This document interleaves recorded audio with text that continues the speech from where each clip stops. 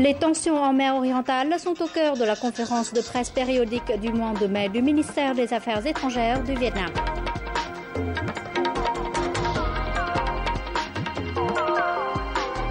Les Vietnamiens ont exprimé leur reconnaissance envers le soutien de la communauté internationale dans la protestation contre les agissements de la Chine en mer orientale.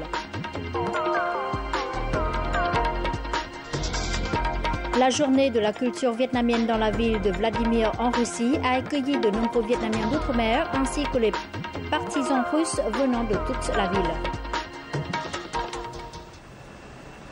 Bonjour à tous et bienvenue à notre journal.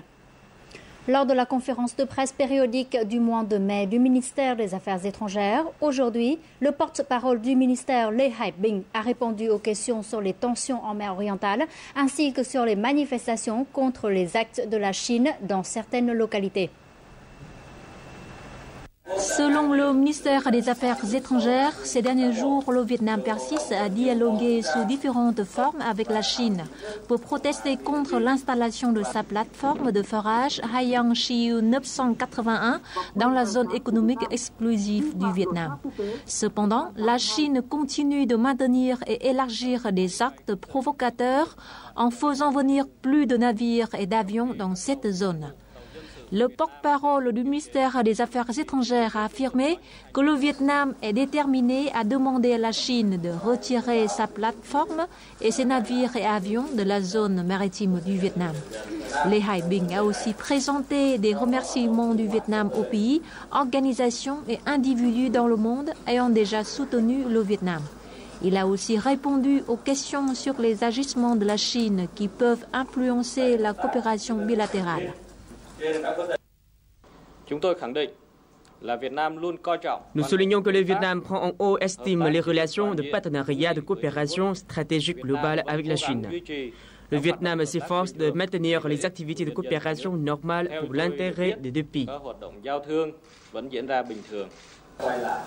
Concernant le fait que des perturbateurs ont profité des manifestations contre la Chine pour détruire les biens des entreprises chinoises, Lê Hải Bình a affirmé que les organes compétents ont fait hospitaliser des blessés et a arrêté des malfaiteurs. Il a aussi souligné que le Vietnam fera de son mieux pour assurer la sécurité de l'homme et des biens ainsi que les intérêts des entreprises, surtout des entreprises étrangères au Vietnam. Lê Hải Bình n'oublie pas pour autant de rappeler que tout acte de patriotisme doit se dérouler dans le cadre de la loi. Le Premier ministre Nguyen Tân Dung a adressé jeudi un télégramme sur la garantie de la sécurité et de l'ordre public au ministère, aux organes centraux et aux autorités des villes et provinces au moment où la population de l'ensemble du pays a exprimé son patriotisme et protesté contre les agissements de la Chine en mer orientale. Devant cette situation, le chef du gouvernement leur a demandé de prendre des mesures globales, d'être déterminés à éviter et, le cas échéant, à sanctionner sévèrement les éléments extrêmes ne respectant pas la loi, ainsi qu'à assurer la sécurité et l'ordre public, les biens des entreprises et de la population, et une activité normale des entreprises, notamment celles issues de l'investissement étranger. Il faut encourager les citoyens à respecter la loi, à ne pas écouter les mauvaises informations, à s'unir et à s'entraider dans le développement de la production, afin que chacun contribue à la défense de la souveraineté de la patrie. Des centaines d'ouvriers de la zone industrielle Vũng Áng de Hà Tĩnh ont organisé le 14 mai une manifestation pour protester contre les actions de la Chine en mer orientale. Un groupe d'éléments extrêmes a profité de cette activité pour participer à un barrage dans un chantier de l'acier Formosa. L'affaire a fait un mort et plusieurs blessés. Pour rétablir l'ordre et rassurer les entrepreneurs, les autorités compétentes de la province de Hà Tĩnh ont arrêté le 15 mai 76 personnes qui ont fait des actes troublant l'ordre public. Dans le même jour, la police de la province de Hà Tĩnh a décidé de poursuivre l'affaire en justice. Les dirigeants de la province de Hà Tĩnh se sont engagés à continuer à mobiliser les forces concernées pour assurer la sécurité des experts étrangers et des ouvriers des usines.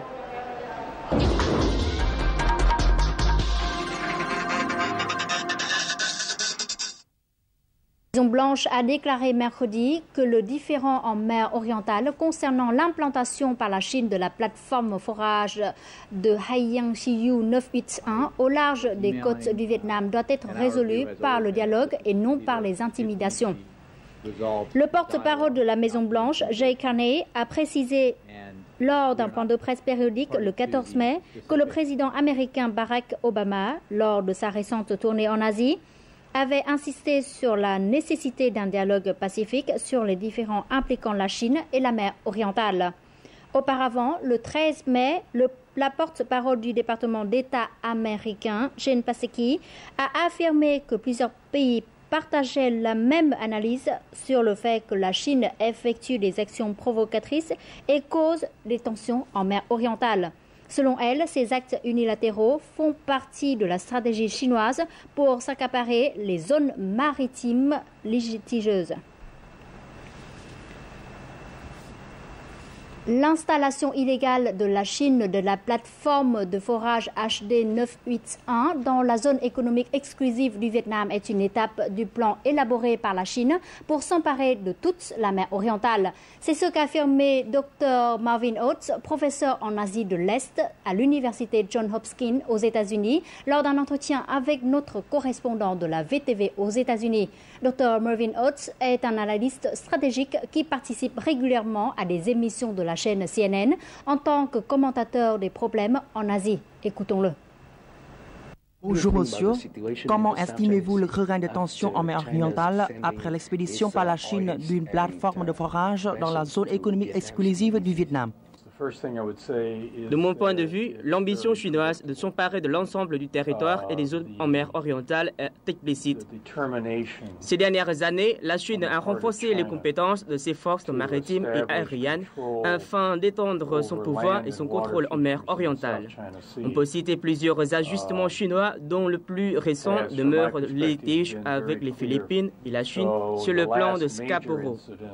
L'installation par la Chine de la plateforme pétrolière dans la zone économique exclusive vietnamienne est en fait de même nature que l'affaire avec les Philippines.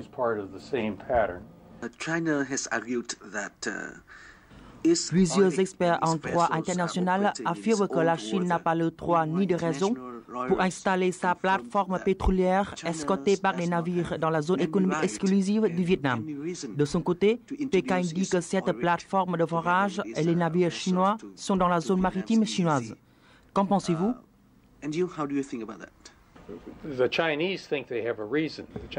Selon les estimations de la quasi-totalité des experts en droit international, la ligne de neuf tronçons que revendique la Chine est dépourvue de fondements et n'a pas de valeur juridique contraignante en droit international. Les Philippines ont déposé une plainte officielle contre la Chine auprès du tribunal arbitral des Nations Unies face à l'incursion de plus en plus importante de navires chinois. Ce procès va certainement perdurer, mais je crois que les Philippines vont gagner contre la Chine. Cette plainte des Philippines contre la Chine créerait un fondement juridique et contribuerait aux intérêts communs des pays dans la région qui ont les litiges avec la Chine. Je vous remercie infiniment.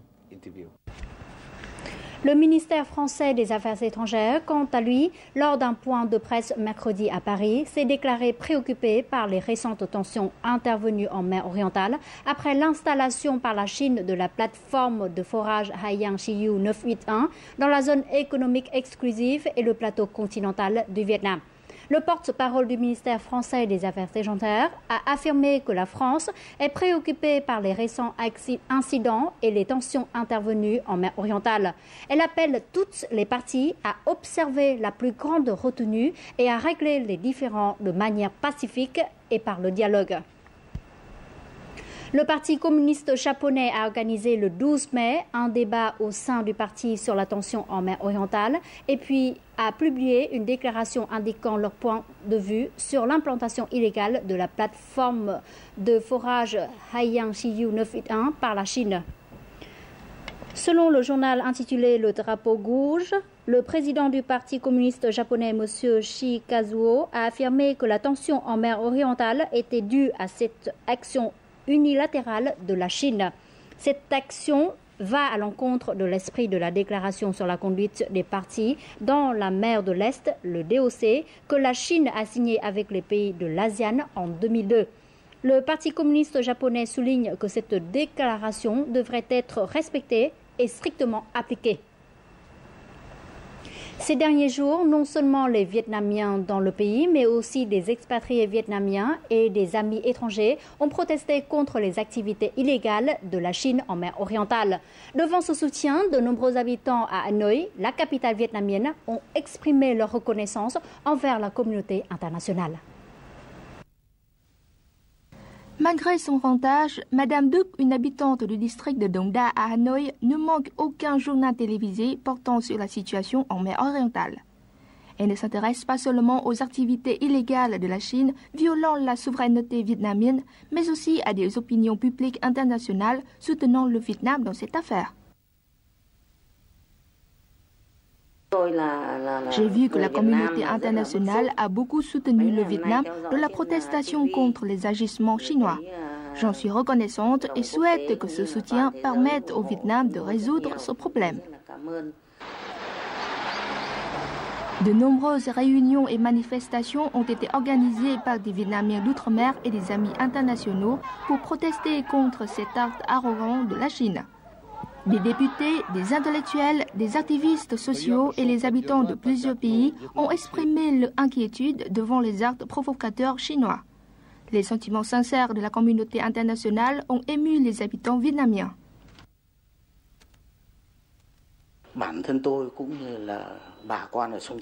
Le Vietnam n'est pas seul dans cette résistance contre l'attitude arrogante de la Chine. Nous sommes très reconnaissants du soutien des amis internationaux.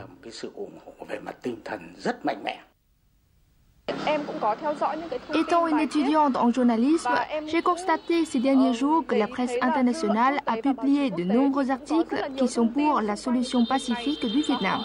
Les opinions en faveur du Vietnam sont très importantes dans le contexte actuel. La justice est de notre côté, le droit international aussi. Le monde entier nous soutient comme ils nous ont soutenus durant les guerres du passé. Après de longues années de guerre, le peuple vietnamien nous souhaite que la paix et des relations amicales avec tous les pays du monde. Mais devant les actes illégaux de la Chine, le Vietnam est déterminé à aller jusqu'au bout afin de contraindre la Chine à mettre fin à ses agissements. Le 8e forum de coopération économique du golfe du Tonkin élargi a débuté cet après-midi dans la capitale de la région autonome Guangxi en Chine. L'événement a attiré 200 participants. Il s'agit des représentants des ministères et provinces chinois, des 5 consulats des pays asiatiques à Nanning. La délégation vietnamienne a été conduite par le vice-premier ministre du Transport et des Communications Nguyen Hồng Trường. Au centre des discussions, la mise en œuvre de la coopération économique du golfe du Tonkin élargie au cours de ces 8 dernières années. L'Association de la coopération économique des pays signataires à la mise en œuvre des initiatives faites par les dirigeants chinois portant sur la route de soie maritime du XXIe siècle. Concernant les récentes évolutions en mer orientale, le chef de la délégation vietnamienne a insisté sur la nécessité de maintenir la stabilité et la paix dans la région. Toujours selon lui, toute coopération bilatérale pour les intérêts communs doit respecter la souveraineté des pays signataires du Forum, la Convention des Nations Unies sur le droit de la mer en 1982 et la Déclaration sur la conduite des pays en mer orientale.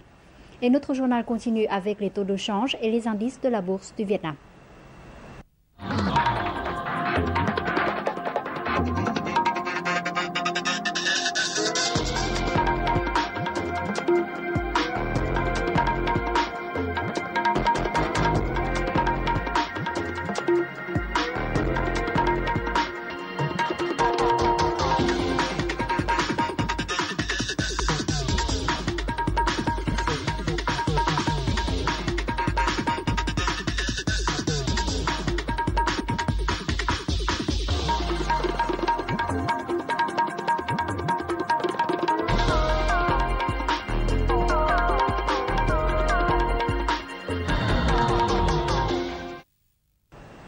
L'ambassade du Vietnam en Russie, en coordination avec l'Association des Vietnamiens d'Outre-mer, a organisé lundi la journée de la culture vietnamienne dans la ville de Vladimir en Russie.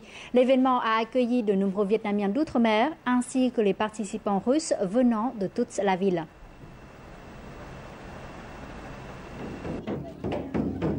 L'événement a débuté par une danse de la licorne passionnante et un spectacle de robes traditionnelles vietnamiennes porté par des centaines d'ouvrières vietnamiennes des usines de vêtements de la ville.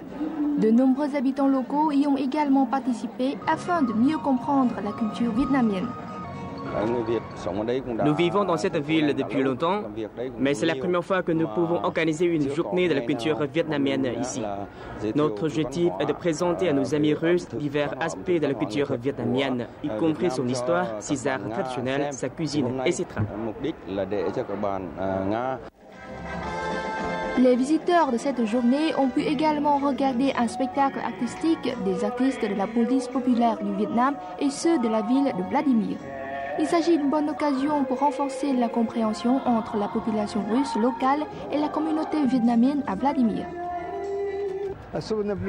J'aime en particulier la danse vietnamienne, que je trouve très diversifiée et élégante. Il ne faut pas sous-estimer sa beauté. Quel spectacle! Nous avons déjà fait des plans pour visiter le Vietnam. La journée de la culture vietnamienne à Vladimir est aussi une bonne chance pour les Vietnamiens d'outre-mer d'exprimer leur amour pour la patrie. Je suis très fière d'être vietnamienne et de pouvoir participer à ce genre de journée culturelle. Cet événement va stimuler encore plus l'amitié entre le Vietnam et la Russie. Dans le cadre de l'événement, une pétition a été signée par des centaines d'amis vietnamiens et russes à l'étranger pour soutenir les mesures du Vietnam dans la résolution des conflits en mer orientale après l'installation illégale par la Chine de la plateforme pétrolière HD 981 dans les eaux du Vietnam. Au cours des dernières années, le tourisme dans le delta du Mekong n'a pas atteint son potentiel attendu en raison de l'absence de produits innovants de tourisme locaux. Le nombre de visiteurs dans la région et les recettes touristiques restent encore modestes par rapport à d'autres régions du Vietnam. Par conséquent, le delta du Mekong devrait élaborer des produits touristiques uniques afin de donner un coup de pouce au secteur du tourisme de la région. Reportage réalisé dans la province méridionale de Bac Lieu. La place culturelle de Hung Vuong, récemment ouverte dans la province de Bac Lieu, attire un grand nombre de visiteurs nationaux et internationaux à venir dans la région. La place dispose d'une statue en forme de lune, un des symboles culturels de Bac Lieu, et de 3 chapeaux coniques représentant les 3 groupes ethniques locaux. Je pense que Bac Lieu a énormément changé. L'Australie a l'opéra de Sydney pour symbole national et ici on a les 3 chapeaux coniques. De plus, la nouvelle centrale éolienne est devenue le symbole du développement de la province. Je pense que cela va aider à attirer plus de visiteurs dans les temps à venir.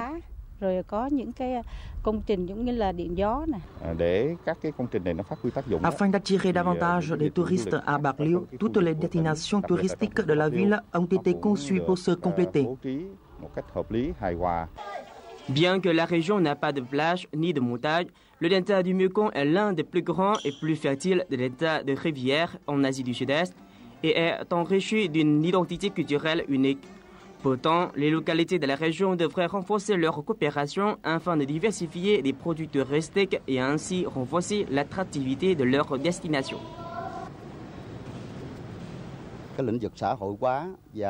La province a décidé de ne plus compter uniquement sur le budget de l'État, mais également de faire appel aux investisseurs privés. Nous avons donc créé des conditions favorables pour attirer plus d'investisseurs. La région est à la recherche des moyens pour développer des projets et des politiques spécifiques afin de préserver l'identité culturelle de la région, tout en devenant une attraction touristique importante du pays.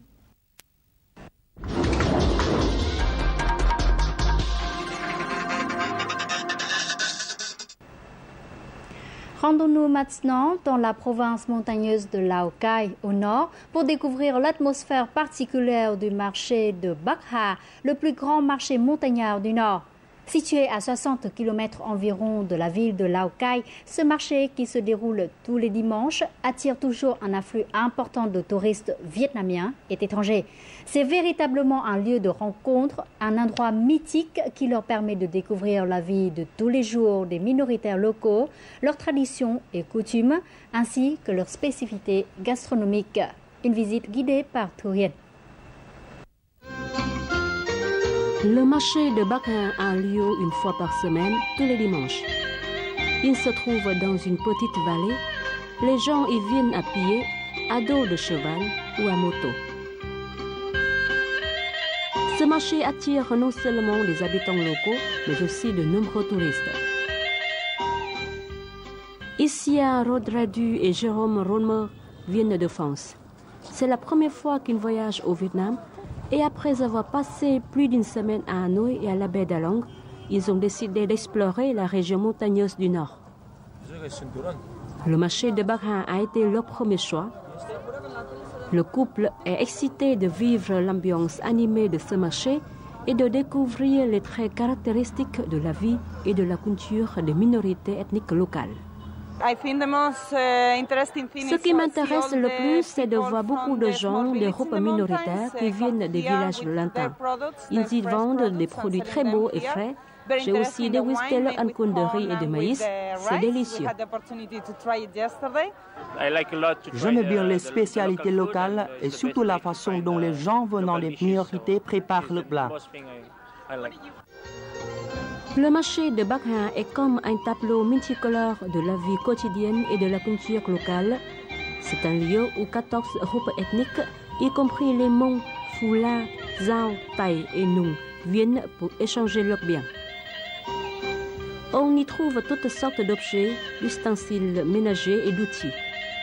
Les minoritaires y apportent aussi des animaux, des légumes, des vêtements en brocatelle, des bijoux et des produits artisanaux. Ce marché montagnard se caractérise également aussi par ses spécialités gastronomiques. Les visiteurs raffolent du Thang Co, un plat très populaire qui attire toujours les curieux en nombre. Les gourmands l'accompagnent d'un ou plusieurs verres d'ancône de maïs. Je fréquente ce marché. Je viens pour acheter de l'ancône de maïs. Cette liqueur de maïs est fabriquée pour les agriculteurs dans le village de Ban Pho. Les villageois cultivent du maïs et font eux-mêmes de l'alcool. Cette liqueur est indispensable pour recevoir mes amis et mes parents à la maison.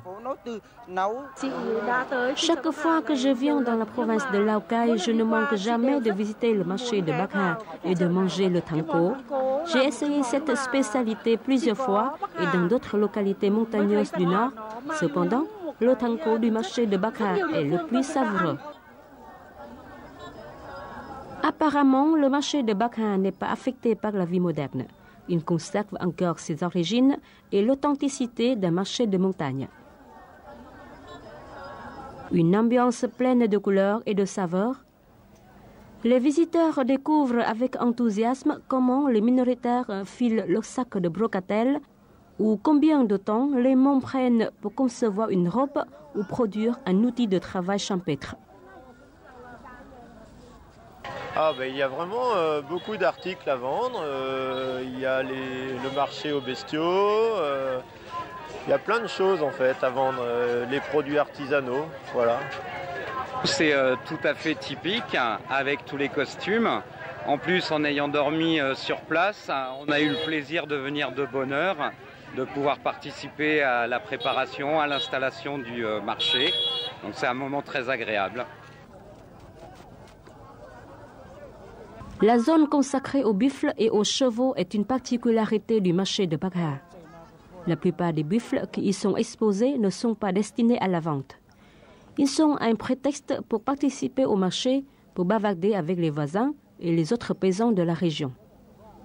Les chevaux, quant à eux, font l'objet de longs paris, à savoir lesquels participeront à la prochaine course de Bac Ha et lequel, bien sûr, l'emportera. On y vend des animaux, des buffles, des chiens, des volailles. L'atmosphère est très animée, très existante. C'est impressionnant de voir les gens échanger leurs marchandises. Je découvre des choses très intéressantes sur la vie et la coutume des minoritaires. Chaque semaine, les habitants locaux attendent avec impatience l'ouverture de ce marché dominical, les touristes aussi. Le marché de Bacan reflète les valeurs culturelles et traditionnelles uniques des groupes ethniques, un attrait touristique important de la région du Nord-Ouest. Il a été classé parmi les 10 marchés les plus beaux et les plus intéressants en Asie du Sud-Est par la revue Serendip du Sri Lanka. Et comme d'habitude, juste avant de clôturer notre journal, je vous invite à découvrir les prévisions météo dans les principales villes du Vietnam pour demain.